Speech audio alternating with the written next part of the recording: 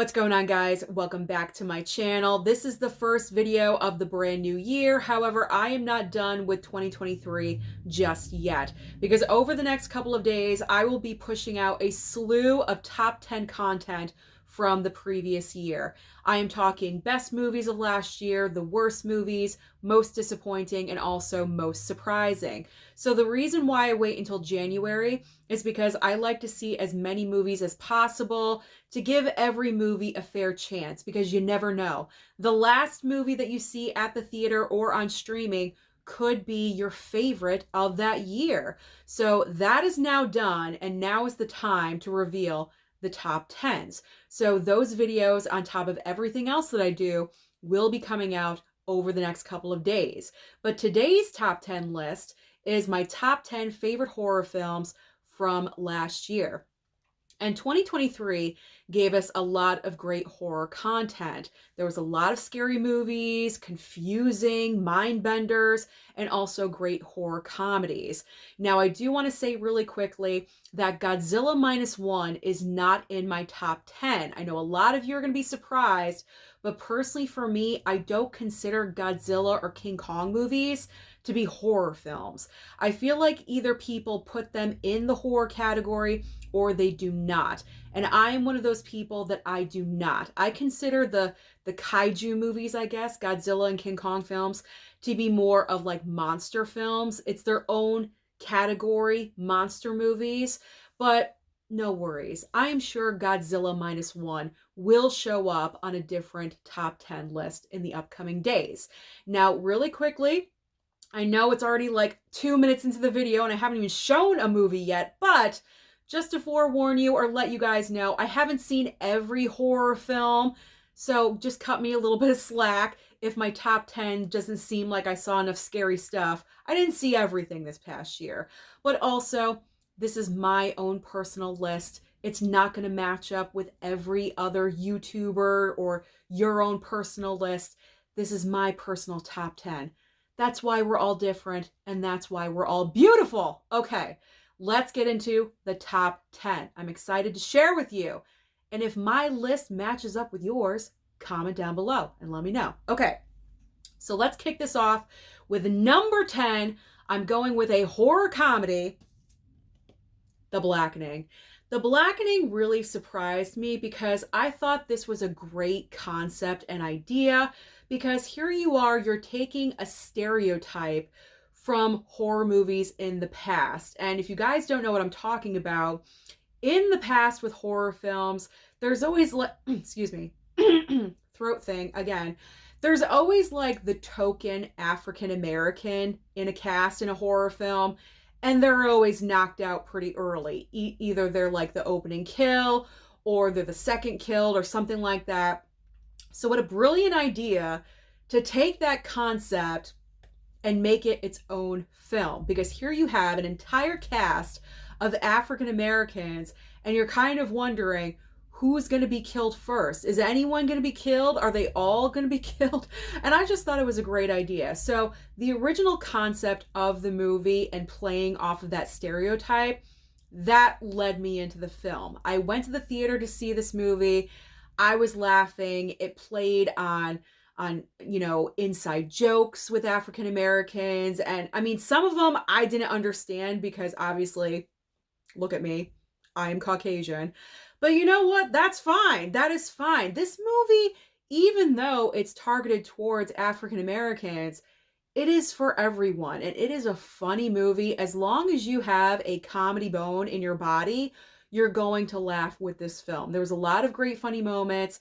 The only reason why this movie is lower on my list, but it did crack the top 10, but it would have been higher if the ending wasn't kind of predictable. I kind of already guessed who the killer was early on in the movie, and I was spot on correct. I feel like if it had more of a twist, more of a surprise, this could have been in 5th place or something, so it is kind of predictable, but it is a great time. So I enjoyed The Blackening and I recommend it. If you guys have not seen this one yet, give it a try. Give it a try, embrace it. It's a funny horror comedy. Okay. So moving on to number 9. You know I gotta have Nicolas Cage in here somewhere. Gotta have Nick Cage somewhere in my list. And it's Renfield.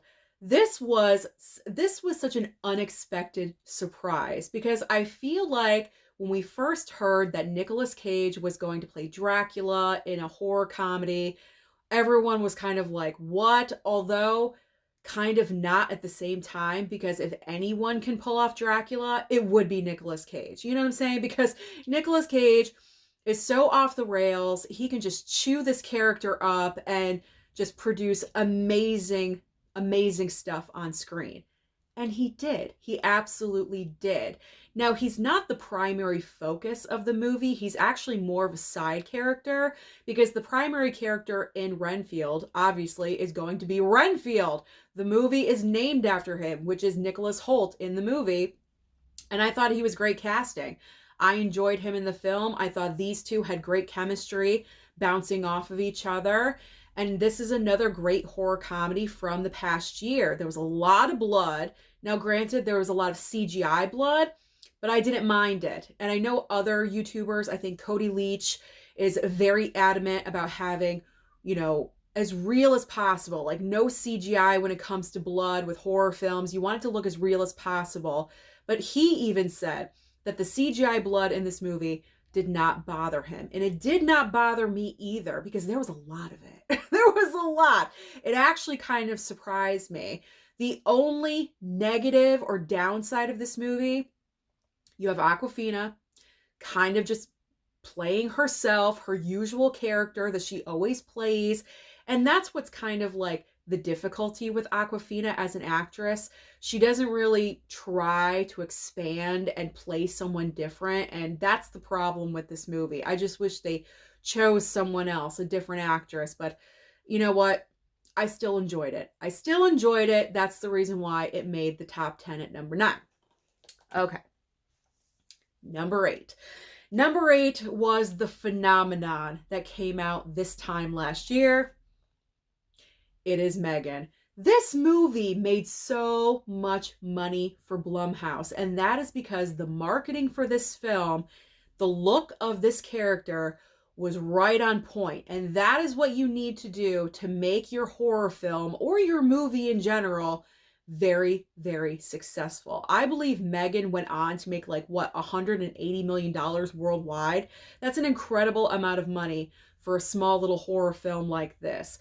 But personally for me, besides all of that, I really enjoyed Megan. It's not the most original concept, obviously, because you could easily say this is a Child's Play knockoff. It's a female version of Chucky, but it's more going into the future with computers and AI intelligence. And so for that reason, I enjoyed it a little bit more because we know Chucky's old school.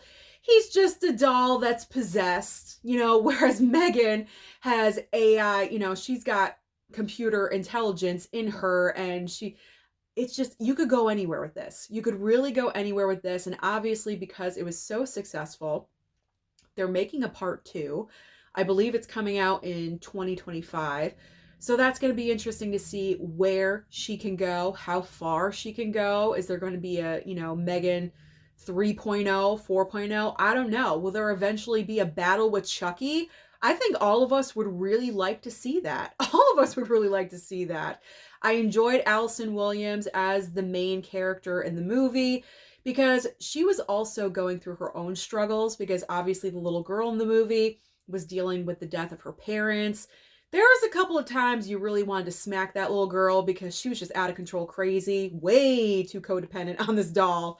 But it also showed the struggles that Allison Williams' character was dealing with as well. She lost her sister, her job, isn't going very well. She's trying to move up the ladder and, using the doll to do that. What's the word? I can't think of it, but the struggles, should I do that? Should I not? Ethical struggles. Should I do that? Should I not do that?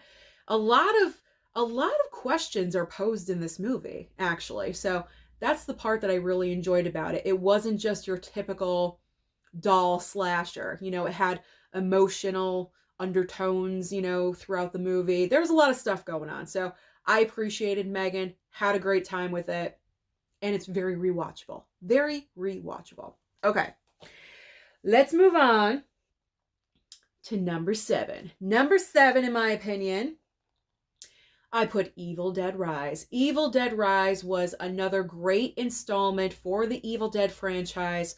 I've said it before, Scream and Evil Dead Rise are very consistent horror franchises. Even if they have an installment that really isn't that good, it's still better than a lot of other franchises out there.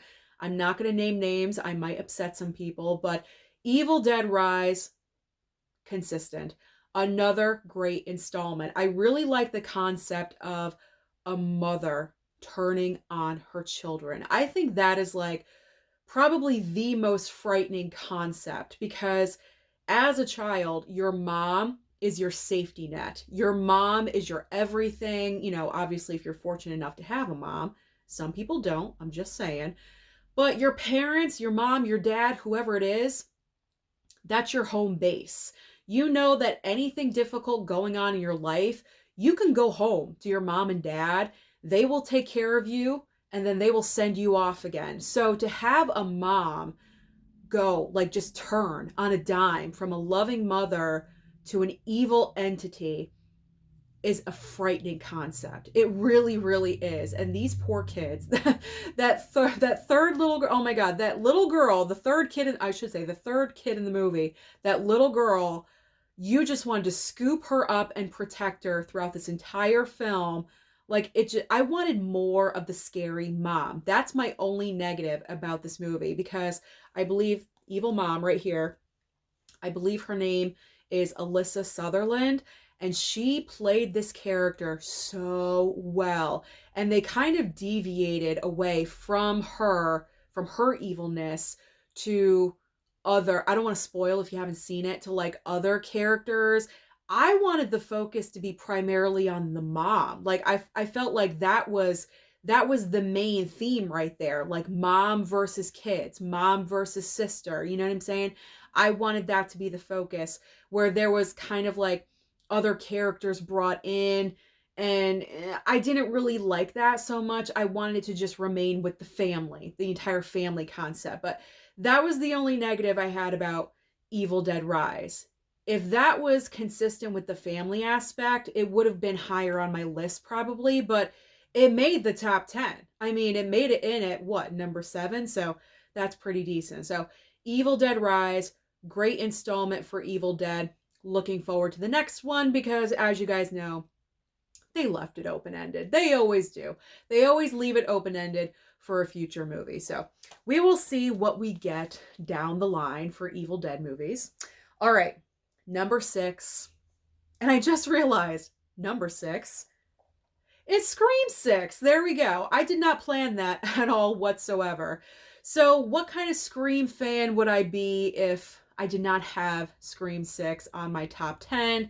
I mean, I feel like it deserves a spot in my top 10. I certainly didn't want to put it near the top because there are flaws with this movie. Don't get me wrong. Just because I love the franchise does not mean this would be my number 1 of the entire past year, because it's not. I realize this movie has a lot of flaws. However, there's a lot of good in this movie as well. Because number 1, most important, this movie is very rewatchable. Even though it's 2 hours long, I could put this on as background and I'm doing stuff and I'm paying attention at the same time. So that's a bonus. It's very rewatchable for me. There we go. Tongue-tied. Very rewatchable. Also, the opening sequence of the movie, I appreciate it. It's so different because I'm not going to go into major details just in case you guys have not seen it, but the opening sequence is different from any other Scream movie, and to have a 6th installment and have it be completely different, I appreciate that. Plus, the violence factor is upped in this movie. I mean, Ghostface is out there going for blood. My favorite kill in this movie is the ladder sequence. That's all I'm going to say. The ladder sequence, that is my favorite. Yes, there's a lot of moments of convenience in this movie.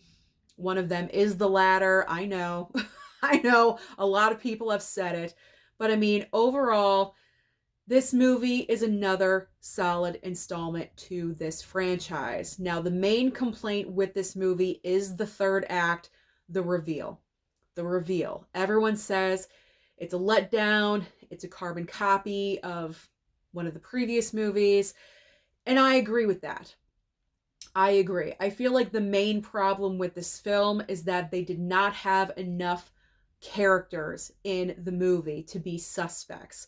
That's where this movie failed, because you have your core four, and then you only have a couple of other selections, and oh my God, are we surprised that these people are the kill? No, we're not surprised, because they were right there. They're right there the whole time. You know what I'm saying? So that was the biggest letdown from Scream 6, but overall, I mean, for me personally, that was the biggest letdown, the reveal. But like everything else that happens in the third act, like the sisters fighting Ghostface at the very end after they're revealed, I'm down with it. I thought it was great. I love them fighting in the theater with all the mementos from the entire franchise. That was another aspect that I really loved about this movie, was bringing everything back, the clothes, the artifacts, drawings, knives. I mean, it was kind of ridiculous that we had like 25-year-old Casey Becker blood on a knife.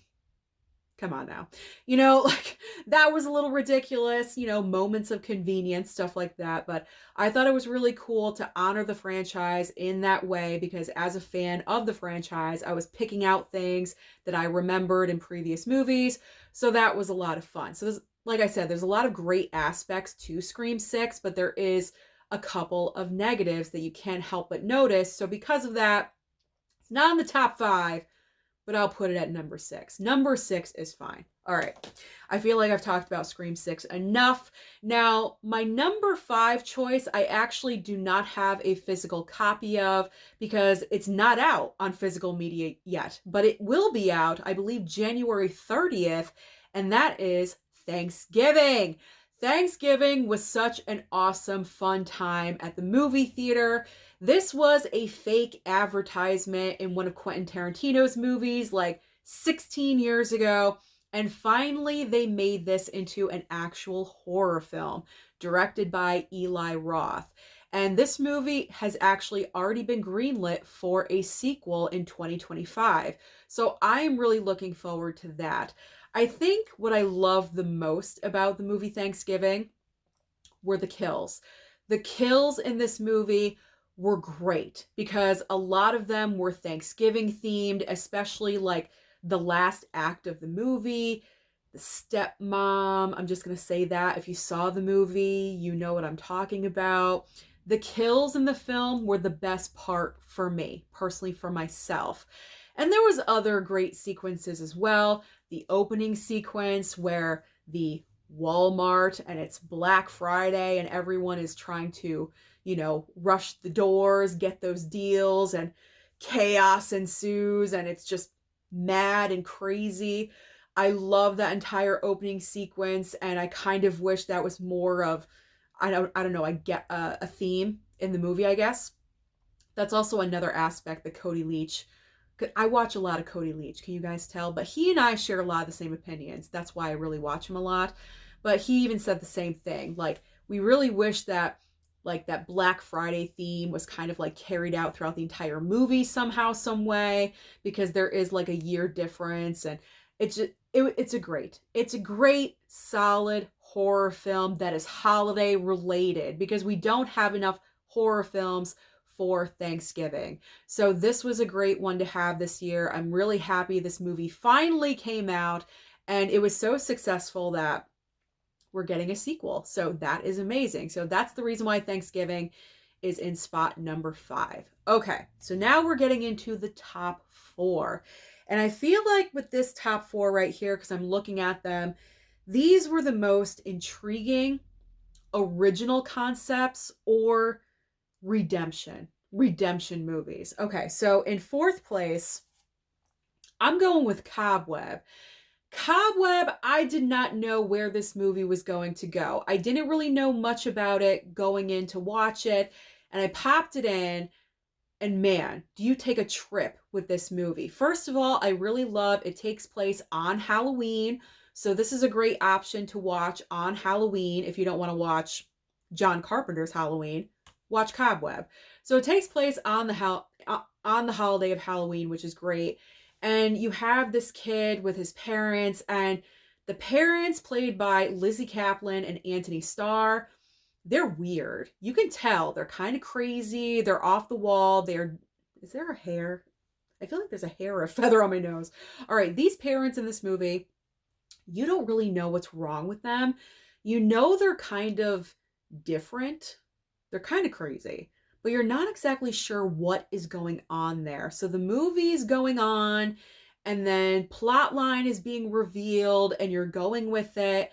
And then it's like the third act of this movie just takes you on a ride. It takes you on a ride that I was not expecting, and it surprised me. And I just really loved and enjoyed this movie for how different it was.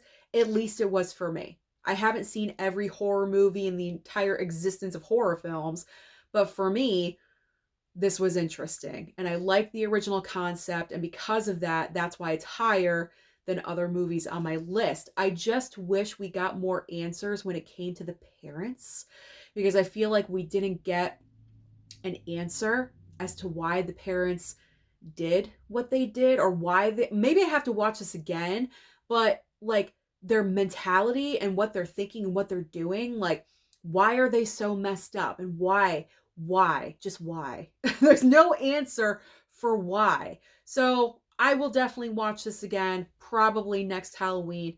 It's a good time. It's very interesting, mind-bending. It's a mind bender. Okay. All right. Top three. So exciting. All right.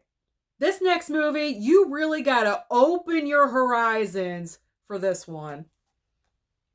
Third place is Infinity Pool.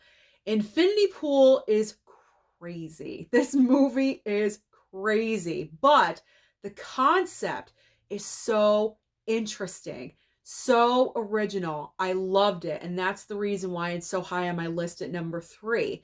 The reason why I went to go and see this movie at the theater was because Mia Goth right here was the selling point for me, because ever since I saw X and Pearl, I'm down for anything Mia Goth. So this was hitting my theater. I said, yes, I'm going to see this movie. I was not prepared for how crazy this movie actually was and where it goes. Because pretty much in a nutshell, you have, what's his name? Alexander Skarsgård. Alexander Skarsgård and his wife are on vacation. They encounter Mia Goth and her husband, boyfriend, whoever he is in the movie. And they start to be friends. They go to dinner together, you know, things like that, like very casual friends, like vacation friends. And they decide to go off and do something, and they end up doing an illegal activity. So here's what happens. If you do an illegal activity on this resort island vacation that they're on, if you do something illegal, you have the option to pay them off. A clone of yourself is made, and your clone is the one that takes the punishment. Like, they kill you. Like, they kill the clone. Like, who has ever heard of a concept like this in their life? But what I love about this is that it really brings up a lot of ethical questions. Like, should you be doing this? This is so wrong. And the thing is that Alexander Skarsgård here gets sucked into this crazy life that Mia Goth, her husband, and their group of friends, they like partake in this, and he gets sucked into the world and everything. And you just got to see it to believe it. It's one of those where you got to see it to believe it. But I highly recommend this movie. If you like off the wall, crazy stuff, this is right up your alley. I think I've said enough about it. I don't want to like talk more about it and reveal everything to you, even though this movie is almost like a year old, but still, I feel like not a lot of people have seen this film, so I don't want to really spoil it for you. The one negative that I have, which is minor, is that Alexander Skarsgård's wife in the movie kind of dips out really early. I would have preferred the wife to stay and kind of like deal with this with her husband. You know, I'd like to see like the couple dynamic dealing with it together. But other than that, I don't have complaints about this movie because there's a lot of nudity. There's some sex scenes going on. There's some activities happening. That's all I'm going to say. So just be prepared for that if you do want to watch this movie. But like I said, weird, crazy. If that's up your alley, I give you Infinity Pool. There you go. So definitely take a chance on this one if you have not already. All right. Top 2. In second place, this was my number 1 for the longest time of the year until I saw my actual number 1 and it went down a spot, but it is Talk to Me. Talk to Me, I was just blown away by. I mean, don't get me wrong, there's like little bits and pieces here and there. It's not an absolute perfect film. It could have been a little bit longer for me, but overall, I just really enjoyed Talk to Me. I went to the theater to see this movie because everyone was talking about Talk to Me. At one point, when did this come out? Summertime? I'm trying to remember. But like everyone was like, this is the movie right now and everyone's going to see it. It made so much money. And I said to myself, I got to go and see this. Like everyone's talking about it. So I went on like a random Monday afternoon and I was like, wow, that was really cool. I love the idea of this movie, the concept. I just hadn't seen anything else like it.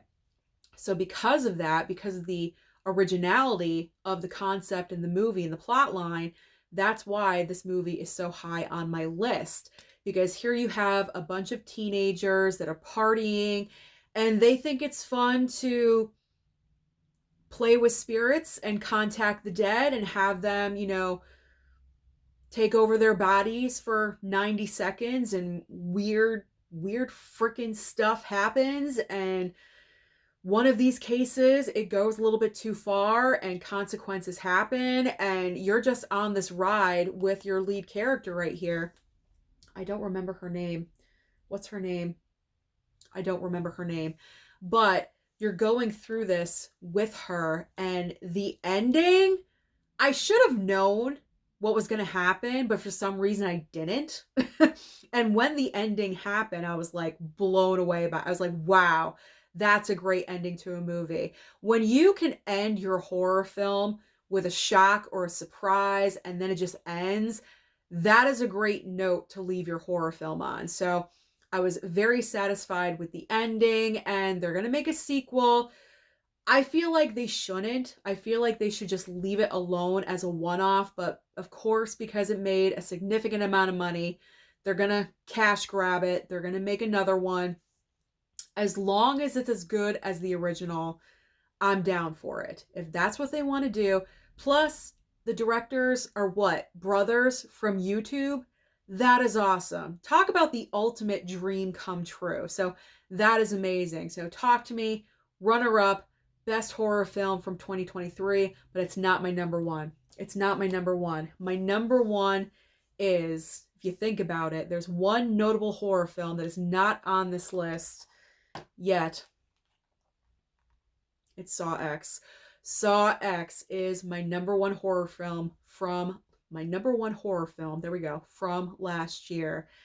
And the reason being is because when you can produce a 10th installment of a franchise and completely revamp the franchise with one movie, that's pretty incredible. Because let's be honest, the Saw franchise, 1, awesome. 2, right up there. 3, pretty decent. And then after the 3rd movie, it just starts going downhill. And then we got Spiral with Chris Rock. It wasn't horrible, but it wasn't like super good. And then they greenlit Saw X. And I think everyone kind of groaned about this movie. Oh my God, what are we getting into? Why are they carrying on this franchise?